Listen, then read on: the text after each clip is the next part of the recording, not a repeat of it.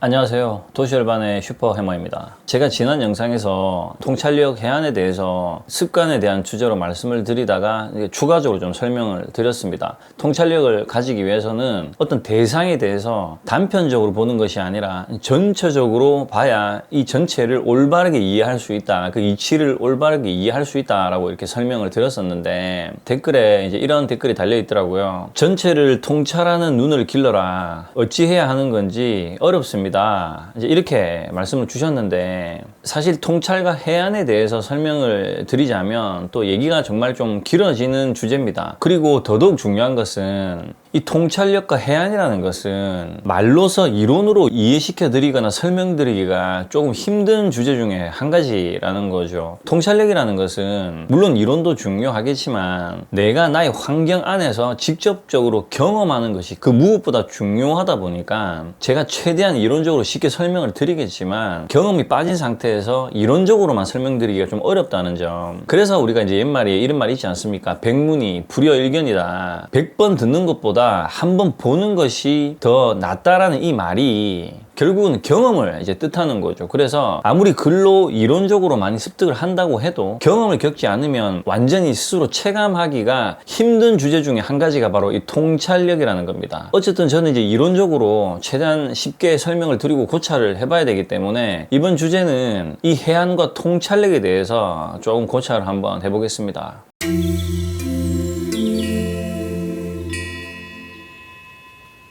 자, 이제 먼저 해안과 통찰력에 대한 사전적 의미를 조금 찾아보면 해안은 슬기로울 해자의 눈 안자입니다. 한자 그대로 해석을 하면 슬기로운 눈 뭐 이런 뜻이 되는데 사물을 꿰뚫어 보는 안목과 식견, 선견지명과 비슷한 뜻이다. 이제 이렇게 나옵니다. 그리고 우주의 진리를 밝게 보는 눈이다. 모든 현상에 대한 집착을 버리고 차별의 현상계를 보지 않는 지혜이다. 이제 이렇게 나오는데 이 두 번째 해석된 내용은 이제 불교 교리적 해석이라고 이제 보시면 될 것 같아요. 그리고 통찰력에 관련된 사전적 의미를 보면 사물이나 현상을 통찰하는 능력, 통찰력을 보다 정확하게 말하자면 특정 대상을 보편적인 시각 이외에 다른 시각에서 볼 수 있는 능력을 의미한다. 일반적으로 보통 평범한 사람들은 특정 대상을 한 가지 관점에서만 바라보지만 통찰력이 뛰어나다면 그 대상을 여러 가지 관점에서 바라보고 그 중에서 가장 좋은 관점을 선택해서 판단하게 된다. 이제 이렇게 나온단 말이죠. 어쨌든 이 해안이라는 말하고 통찰력이란 말은 그 뜻에서 보면 좀 비슷한 이제 말이라고 봐야 되는 거겠죠. 통찰력이든 해안이든 말 그대로 사물을 꿰뚫어보는 식견을 말하는 거고, 다른 말로 뭐 선견지명이라고도 이제 표현을 하죠. 어쨌든 지혜를 뜻하는 겁니다. 그러니까 지혜를 갖춘 사람은 해안이 있고, 지혜를 갖춘 사람은 통찰력이 있고, 지혜를 갖춘 사람은 그러니까 선견지명이 있다. 이제 이렇게 해석을 해야 된다라는 거죠. 사실 해안과 통찰력에 대빵이죠. 해안과 통찰력의 대빵은 부처님입니다. 제가 불교 교리를 공부하고 부처님의 진리를 공부하고 사실 따르는 궁극적인 목적은 제가 공부한 내용 중에서 부처님이 설법한 불교 교리죠. 불교 교리가 그 어떤 철학보다 깊이도 깊을 뿐더러 부처님의 식견이죠. 세상을 통찰한 그 해안이 제가 봤을 때도 사실 어마어마하더라는 거죠. 그래서 이 해안과 통찰력의 대빵은 부처님인데, 여기서 제가 이제 불교 교리에 대해서 좀 설명을 한번 해보겠습니다. 부처님이 세상을 이제 해안으로 통찰력으로 해석한 내용 중에서 한 가지인데, 불교 교리를 공부를 조금 해보신 분들은 이 내용을 아실 겁니다. 불교 교리를 읽어보면 육근, 육경, 육식이라는 단어가 이제 자주 나옵니다. 이 부분에 대해서 좀 짧게 한번 설명을 해보면, 육근은 우리 중생이 가지고 있는 6가지의 감각 기관을 뜻합니다. 그래서 이 육근을 안이비설신의 이 6개를 근이라고 합니다. 그래서 안이비설신이라는 것은 말 그대로 눈, 귀, 코, 입, 촉감 같은 걸 의미하는 거고, 마지막 의라는 것은 마음을 이제 뜻하는 거죠. 그래서 안이비설신의 이 6가지를 육근이라고 하는 거고, 경이라고 하는 것은 이 육근 스스로 혼자 있을 때는 아무런 작용이 없죠. 예를 들어서 내가 어떤 것도 보지 않고 듣지 않고 냄새를 맡지 않고 뭔가를 만지거나 느끼지 않는 상태에서는 그 어떤 감정도 일어나지 않겠죠. 그런데 육근의 상대 대상이라는 것이 존재를 하는데 이것을 육경이라고 합니다. 그래서 이 육경을 색성향 미촉법이라고 해서 이 6가지를 육경이라고 합니다. 그래서 이 육근이 육경을 만났을 때 식이 일어난다라고 표현을 하죠. 그래서 안이비설신의라는 이 6가지 육근이 색성량 미촉법이라는 이 육경을 만났을 때 식이 일어난다. 그래서 안은 색을 만났을 때, 색이라는 것은 눈에 보이는 거죠. 그래서 우리 눈이 뭔가를 봤을 때, 그리고 안이죠. 이가 색, 성, 귀가 소리를 들었을 때, 이런 식으로 내가 무언가를 봤을 때, 내가 무언가를 들었을 때, 내가 무언가를 맡았을 때, 내가 무언가를 만졌을 때, 내가 무언가를 마음으로 생각을 일으켰을 때, 이렇게 해서 이 육근이 육경의 대상을 만남으로 인해서 식이 일어나기 때문에 이 6가지 식을 육식이라고 표현을 하는 거죠. 그래서 안이비설신의라는 이것이 6가지의 식, 즉 분별을 하기 때문에 안식, 이식, 설식, 신식, 의식이라고 얘기를 하는 겁니다. 그래서 눈으로 보고 분별을 하고, 뭐 냄새를 맡고 분별을 하고, 우리 중생은 각자의 자기만의 식을 가지고 있다. 그래서 이 식은 내가 갖고 있는 육근에 따라서 이 대상의 육경을 접촉을 했을 때 이 육식이 일어난다. 이 육식에 의해서 나의 기준으로 분별하고 판단을 해서 어떤 생각을 일으키고 마음작용을 일으킨다. 이제 이렇게 이제 부처님께서 이제 설법을 하신 거죠. 관야신경이라는 이 경 중에 내용을 보면 무안이비설신의, 무색성향 미촉법 이렇게 나온단 말이죠. 이 말을 이제 풀면 나라는 존재가 이 육근에 의해서 대상에서 받아들이는 정보는 공하다라는 의미에서 무안이비설신의, 무색성향 미촉법 이제 이렇게 표현을 하는 겁니다. 어쨌든 부처님께서 이제 이렇게 설법을 하셨는데, 자, 여기서 우리가 이제 알아야 될 점은 뭐냐면, 저도 사실 인문고전 철학책을 많이 봤습니다. 뭐 유교 관련된 거, 공자, 맹자, 장자, 노자, 사실 다양한 책들, 철학책들을 정말 많이 읽어도 보고 공부도 많이 해봤는데, 부처님처럼 이런 식으로 이제 해안이죠. 통찰력이죠. 인간이라는 존재가 이런 식으로 식을 일으키고 업을 짓고 번뇌를 일으킨다라는 이런 구조로 해석하는 내용은 그 어디에도 나오지 않습니다. 사실 이런 해석이죠. 뭐 육근이 육경을 만나서 육식을 일으킨다는 이런 구조는 사실 보통의 해안이나 보통의 통찰력으로는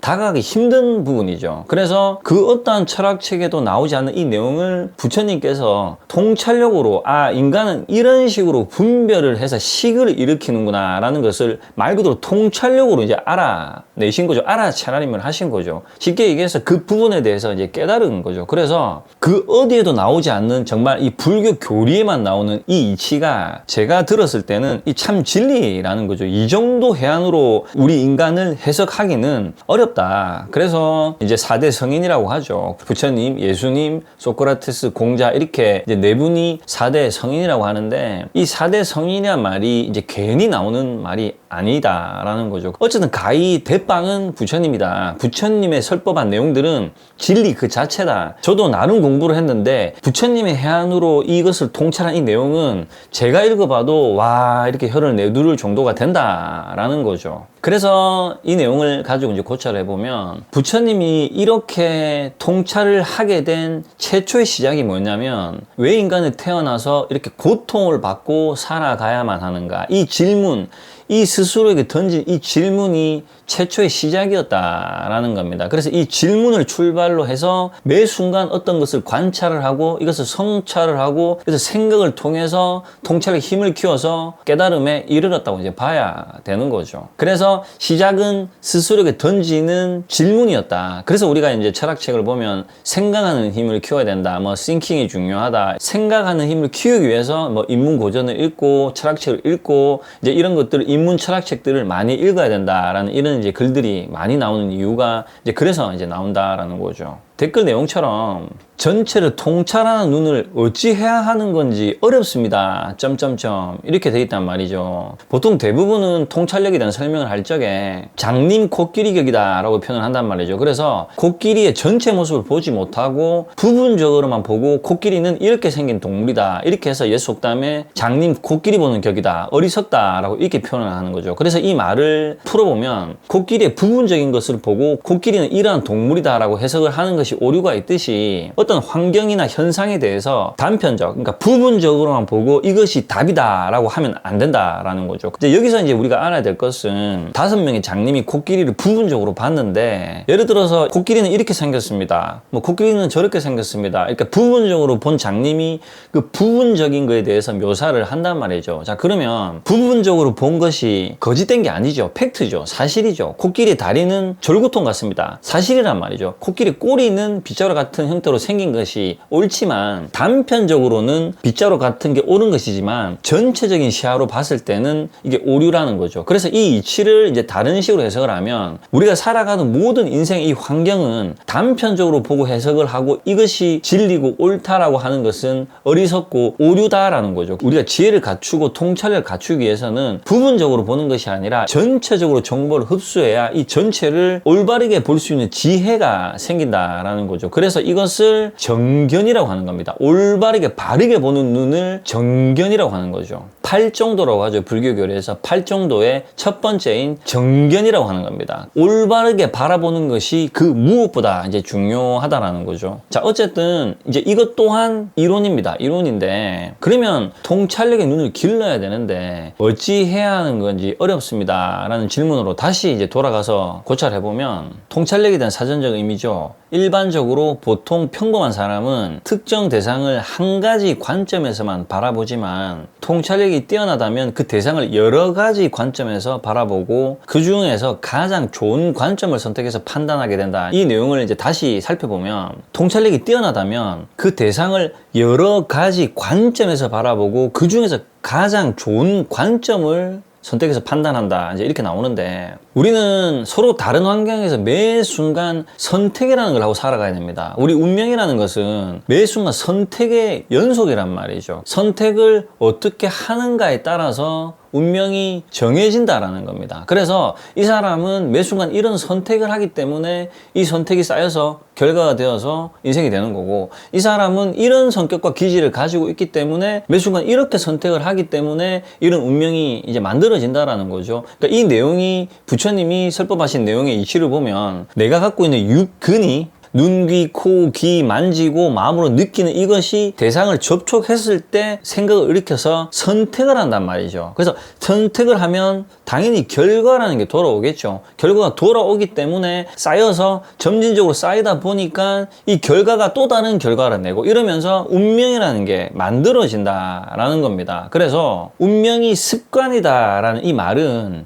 나의 육근이 육경의 대상을 상대로 분별해서 선택을 하기 때문에 운명이 만들어진다. 그렇기 때문에 습관이 운명이다 라는 말이 이제 나오게 된다라는 거죠. 우리의 운명이라는 것은 매 순간 선택의 연속이고, 이 선택을 어떻게 하냐에 따라서 지혜로운가, 뭐 지혜롭지 못한가에 대한 기준이 생기겠죠. 어떤 선택을 올바르게 하고 지혜롭게 한다면 결과가 좋게 나오겠죠. 뭐 당연한 거란 말이죠, 이것은. 그래서 제가 지혜를 갖춰야 된다라고 얘기를 했는데, 자, 이것도 이론이기 때문에 좀 두루뭉실하단 말이죠. 그러니까 말은 이해가 되는데 두루뭉실하단 말이죠. 그래서 이 부분도 아까 말씀드렸다시피 이론적인 것은 제가 아무리 설명을 드려도 100% 마음으로 공감을 할 수가 없다라는 겁니다. 어쨌든 제가 이제 최대한 고찰을 하고 이제 이해를 시켜 드리는 게 저희 목적이기 때문에, 다양한 방식으로 그 대상을 여러 가지 관점에서 바라보고 제일 좋은 것을 선택을 해야 된다. 이제 이렇게 나온단 말이죠. 자, 이것을 실제 저희 환경 안에서 일어난 것에 대해서 한 가지 예를 들어서 설명을 드려보겠습니다.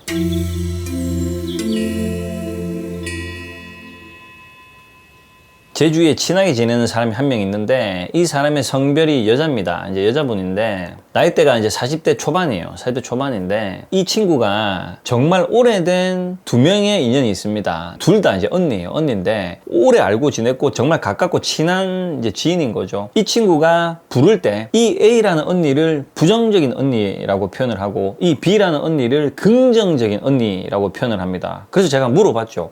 왜 부정적인 언니라고 표현하고 왜 긍정적인 부정적인 언니라고 표현을 하냐라고 물어보니까 A라는 부정적인 언니는 어떤 말을 할 때마다 사사건건 부정적으로 얘기를 해서 부정적인 언니라고 표현을 한다라고 하는 거죠. 그리고 반대로 긍정적인 B라는 언니는 매사에 어떤 얘기를 할 때 긍정적으로 얘기를 해서 긍정적인 언니다라고 얘기를 하더라고요. 그래서 부정적인 언니는 될 수 있으면 좀 잘 안 만나고 좀 안 만나려고 한대요. 좀 본인이 좀 꺼린다고 하더라고요. 자, 여기서 이제 우리가 지혜롭게 통찰력을 한번 고찰해 보자는 거죠. 자, 부정적인 사람, 긍정적인 사람이 있단 말이죠. 그럼 부정적인 사람은 말 그대로 성격이 부정적이겠죠. 부정적인 말을 하고, 긍정적인 사람은 긍정적인 말을 하겠죠. 이것이 바로 어떠한 상황을 단편적으로 보는 겁니다. 자, 부정적인 것은 그럼 나쁜 것이고, 그럼 긍정적인 것은 그럼 좋은 것이냐? 그게 아니다라는 거죠. 자, 왜 그런 거냐? 제가 이치를 설명을 드려보겠습니다. 우리가 살아가는 이 세상에는 모든 요소의 장점과 단점이 존재합니다. 제가 영상에서 여러 번 말씀드렸죠. 우리가 살아가는 이 속세는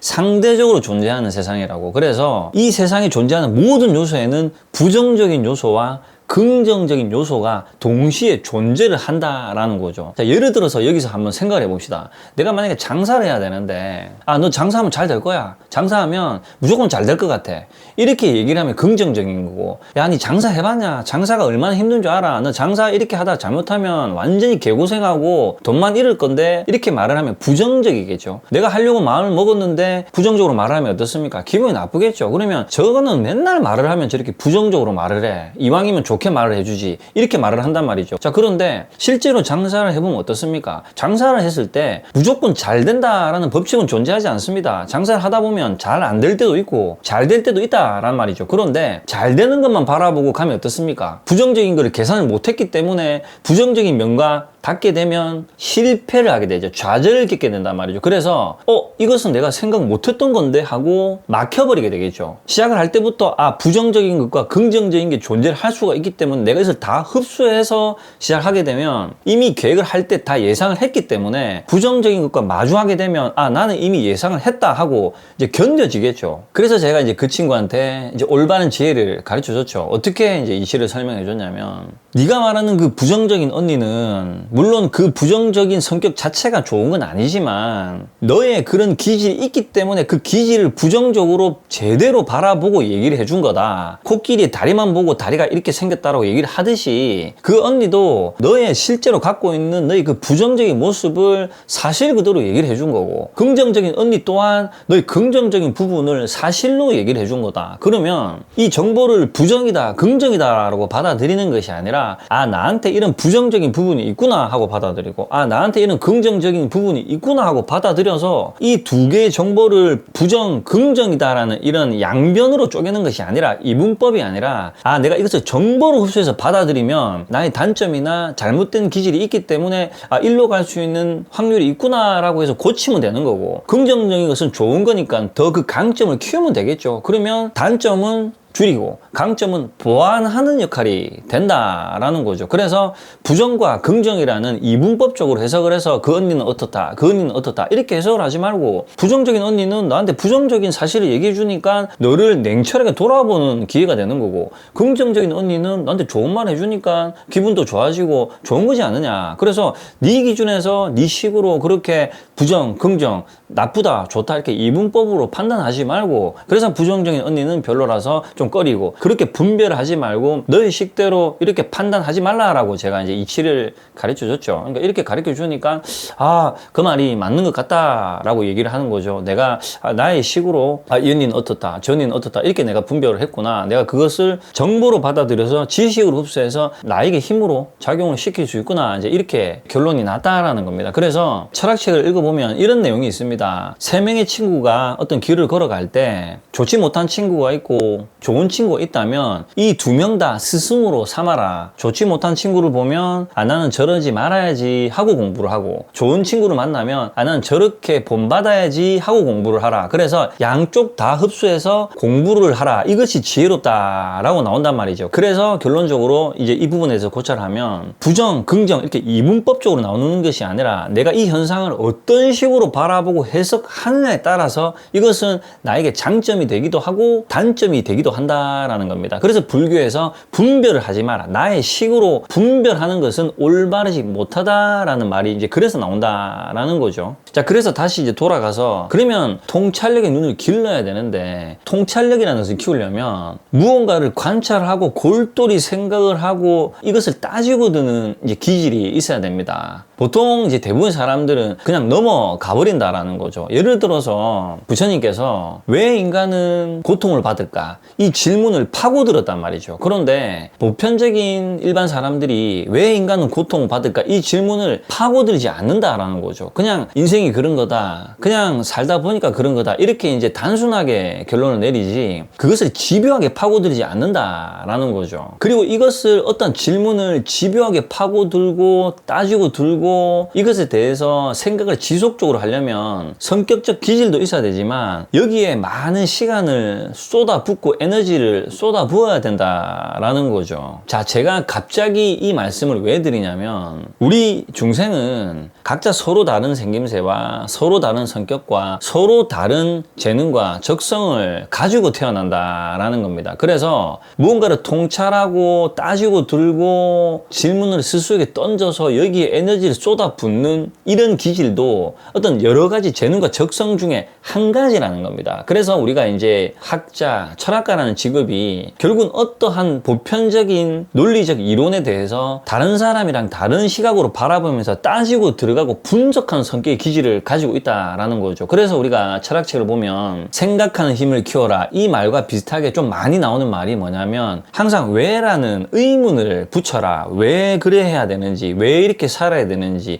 그러니까 왜라는 why라는 의문을 항상 스스로에게 던져라라는 이제 말이 나온단 말이죠. 그래서 이 내용도 어떻게 보면은 비슷한 내용이라고 이제 봐야 되는 거겠죠. 왜라는 질문을 던져서 이것을 스스로 파고들라는 의미라는 거죠. 스스로 답을 찾을 때까지 이 왜라는 질문에 대해서 나 스스로 지속적으로 따지고 들고 파고들으라는 의미를 이제 가지고 있다라는 거죠. 말씀드렸다시피 세상에는 다양한 재능과 적성을 가진 사람들이 존재를 하는데 그 중에서 어떤 대상에 대해서 어떤 주제에 대해서 어떤 환경에 대해서 분석하고 따지고 들고 왜라는 질문을 던지고 이런 것들에 대한 결과를 내는 것을 기질적으로 타고난 사람들이 존재를 한다라는 겁니다. 그 중에 대빵이 부처님이다. 자, 그러면 모든 사람들이 다 그러면은 뭐 통찰력을 갖고 해안을 가질 수 있는가? 물론 이제 연습을 하고 노력을 해서 점진적으로 가져야 되겠지만 사람마다 기질과 적성이 다르기 때문에 뭐 예를 들어서 머리를 잘 자르는 사람이 있고 집을 잘 짓는 사람이 있고 뭐 장사를 잘하고 음식을 잘하는 사람이 있듯이 철학적으로 파고들고 논리적으로 따지고 드는 기질이 타고난 사람들이 존재를 한다라는 거죠. 부처님처럼 뭐 공자처럼 소크라테스처럼. 그러면 우리는 이렇게 해안과 통찰력이 기질적으로 타고나서 그거에 대해서 이치를 꿰뚫어서 이것이 참 진리다라고 이렇게 말한 이 내용을 우리가 이제 경이라고 이제 표현을 하죠. 경이라고 하는데 이 경을 이제 불교에서는 또 법이라고도 합니다. 법, 참 진리를 또 다른 말로 법이라고도 이제 표현을 하죠. 그래서 설법한다, 법문한다 이제 표현을 하는데 여기서 말하는 이 법문의 법자는 진리를 설한다 해서 이제 법문한다라고 얘기를 하는 거죠. 이런 옛 성인들 또는 뭐 철학자들 또는 뭐 어떤 것들의 사물을 따지고 들고 분석해서 논리적으로 하는 이런 사람들의 책을 읽고 뭐 얘기를 듣고